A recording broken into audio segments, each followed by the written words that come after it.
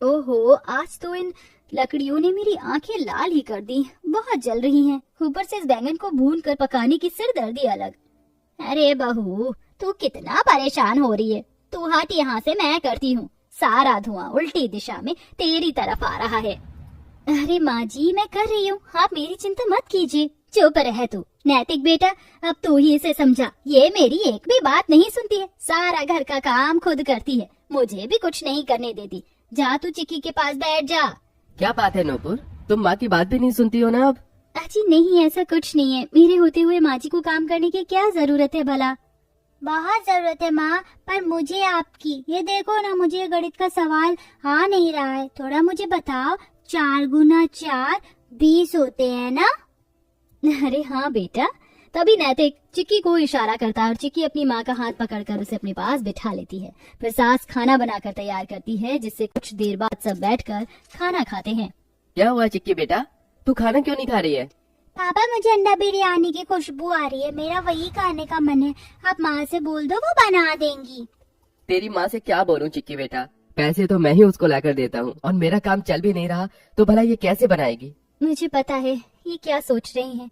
अरे चिक्की बेटा, तू ये खाना खा, वो भी हम बना देंगे, थोड़े दिन रुक जा। ठीक है माँ, पर बनाना जरूर, मुझे अंडा बिरयानी खाने का बहुत मन कर रहा है। चिक्की भी सूखी रोटी से बैंगन का भरता खा लेती है।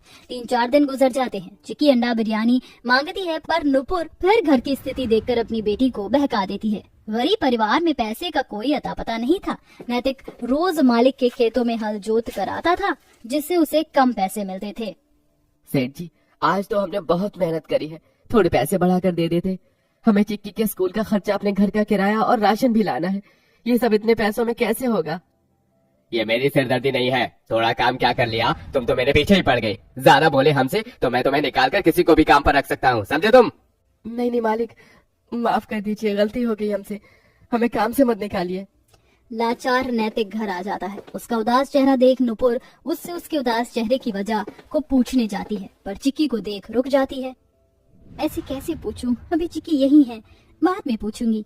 हे भगवान, मेरे बेटे को देख, बहू भी परेशान होगी। कितना समझती है नुपुर बहू। कविता दूर से बहू को देख उसकी बलाएं उतारती है। घर में खाने का राशन बहुत ही कम था, तभी सास कहती है, बहू आज तू खाने में क्या बनाएगी? घर में बस मटर है, सब्जी नहीं है, दाल खाकर उल्टी का जी करता है। जब मुझे पसंद नहीं आ रहा तो मेरी पोती को कैसे पसंद आएगा? तू ऐसा कर, 20 रुपए की सस्ती सी सब्जी ले आ। जा चिक्की, अपनी माँ के साथ बाजार चली जा, मन बहल जाएगा। ठीक है दादी। दोनों माँ बेटी बाजार चली जाती है। वहाँ पर अंडा बिरयानी देखकर चिक्की अंडा बिरयानी खाने की जिद करती है। माँ माँ, बहुत दिन हो चुके हैं, अब तो मुझे अंडा बिरयानी खिला दो। खिला दो ना माँ, खिला दो, पैसे दो ना माँ।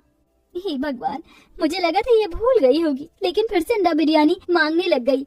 अब मैं क्या करूँ, पैसे भी नहीं है। एक काम करती हूँ, घर में ही अंडा बिरयानी बना लेती हूँ। 10 रुपए के अंडे ले आऊंगी, 10 रुपए की कोई बिरयानी में डालने वाली सब्जी, और घर पर थोड़े मटर चावल तो है ही।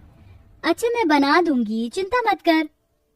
ये अब तो मजा आएगा, मैं तो खाऊंगी अंडा बिरयानी। ये बोलते ही नुपुर थोड़ा बहुत सामान खरीद कर 3 अंडे लाकर उबलने रख देती है। अरे बहू, तू अंडे क्यों उबाल रही है, क्या बना रही है? अरे माँ जी, चिक्की अंडा बिरयानी खाने की बहुत जिद कर रही थी, तो मैंने सोचा आज घर में ही बना देती हूँ, थोड़ा बहुत सामान था। अच्छा, आज तो मेरी पोती और मैं दोनों ही खुश हो जाएंगे। कुछ ही देर में नुपुर अंडा बिरयानी बनाकर तैयार कर लेती है और नैतिक भी घर आ जाता है। क्या बात है, आज मुझे अंडा बिरयानी की खुशबू क्यों आ रही है? क्योंकि मैंने बनाया ही वही है। आइए, आप भी खा लीजिए। बिल्कुल बिल्कुल। फिर सब अंडा बिरयानी को बड़े स्वाद से खाने लगते हैं। वाह माँ, ये तो बहुत बहुत टेस्टी है, मन कर रहा है आपको बहुत सारी पुच्ची दूं ऐसे। अरे बस कर मेरी लाडो, अगर मुझे पहले पता होता तुझे इतना पसंद है तो मैं रोज बना देती, पर पैसे नहीं हो पाते बस। ये गरीबी पता नहीं एक दिन क्या दिन दिखाएगी। मेरी वजह से मेरे परिवार को कितना कुछ झेलना पड़ता है। उस दिन भी नूपुर की आंखें लकड़ियों से जल रही थीं। काश मैं चूल्हे की जगह घर में गैस सिलेंडर का इंतजाम कर देता। ओए होए होए होए, क्या गजब खुशबू आ रही है। अरे कविता, आज तूने अपने घर में क्या बनाया है जो बाहर तक खुशबू आ रही है? अरे मैंने नहीं, मेरी बहू ने बनाया है। मेरी पोती अंडा बिरयानी खाने की जिद कर रही थी ना। आजा तू भी खा ले, थोड़ा सा है। हाँ जरूर, ला बहू। अरे वाह नुपुर, तेरे हाथों में तो जादू है जादू। ये अंडा बिरयानी मुझे आज तक की सबसे बढ़िया लगी। तो अंडा बिरयानी बेचने का काम शुरू क्यों नहीं कर देती? वैसे भी तुम लोगों की तकलीफ से मैं वाकिफ हूँ। बात तो तूने पते की है बहू, तू घर के बाहर ही बनाकर बेचने लग जा, मैं भी तेरा साथ दूंगी। हाँ माँ जी, इससे अलग से रेडी या किराया नहीं लगेगा, सब अपना होगा। हाँ अच्छा, मैं चलती हूँ। ये बोलते ही पड़ोसन नीलम चली जाती है। एक दोस्त से उधार लेकर नैतिक अंडा बिरयानी का 2000 रुपए का सामान ले आता है और अगले दिन से ही नुपुर अंडा बिरयानी बनाकर बेचने लगती है। आइए आइए सर, 20 रुपए की अंडा बिरयानी खाइए, हाफ प्लेट 10 रुपए की, 10 रुपए की। आइए आइए, अंडा बिरयानी का स्वाद लीजिए।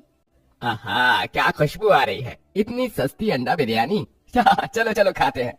हाँ हाँ, अब तो मेरे मुंह में भी पानी आ रहा है। ये बोलकर वो लोग नुपुर के हाथ की अंडा बिरयानी खाकर खुश हो जाते हैं और उसकी आवाज और अंडे बिरयानी की खुशबू लोगों को आकर्षित करती है। धीरे धीरे शाम तक उसकी अंडा बिरयानी सारी बिक जाती है। अरे वाह बहू, ये तो 3000 रुपए हैं, पूरे 1000 का मुनाफा हुआ। अगर रोज इतने पैसे जेब में आएंगे तो हमारा काम सही चल जाएगा। हाँ माँ जी, हमारी सारी तकलीफ खत्म हो जाएगी। अगले दिन भी नुपुर अंडा बिरयानी बेच रही थी तो नैतिक भी उसकी मदद कर रहा था। तभी कार से जाते वक्त सलोनी की उस पर नजर पड़ती है और वह अंडा बिरयानी लेने आ जाती है। सुनिए, 1 प्लेट अंडा बिरयानी देना। ये लीजिए, 10 रुपए की है। जी ठीक है। सलोनी अंडा बिरयानी खाते खाते भी सिर्फ नैतिक को ही देख रही थी। ये तो मुझे बहुत अच्छा लग रहा है, यकीन नहीं होता इतना हैंडसम सा लड़का अंडा बिरयानी बेच रहा है और उसका घर भी ऐसा है। सलोनी अंडा बिरयानी खाकर चली जाती है और रोज रोज नैतिक को देखने के बहाने से दुकान पर आकर अंडा बिरयानी खाती है और एक दिन वो बहुत सारे अंडा बिरयानी पैक करवाकर गरीबों में बांट देती है। अरे शुक्रिया बेटा, भगवान तुम्हें खुश रखे, जो तुम चाहती हो वो तुम्हें मिले। शुक्रिया बाबा, मैं तो बस यही चाहती हूँ मैं जिस लड़के से प्यार करती हूँ वो मुझे मिल जाए। दरअसल सलोनी को नैतिक से प्यार हो गया था। वो फिर से उसकी दुकान पर जाती है। क्या बात है, आप हमारी ऐसी पहली कस्टमर हैं जो रोज बहुत सारा अंडा बिरयानी खरीद कर ले जाती हैं। आपको इतनी पसंद है क्या?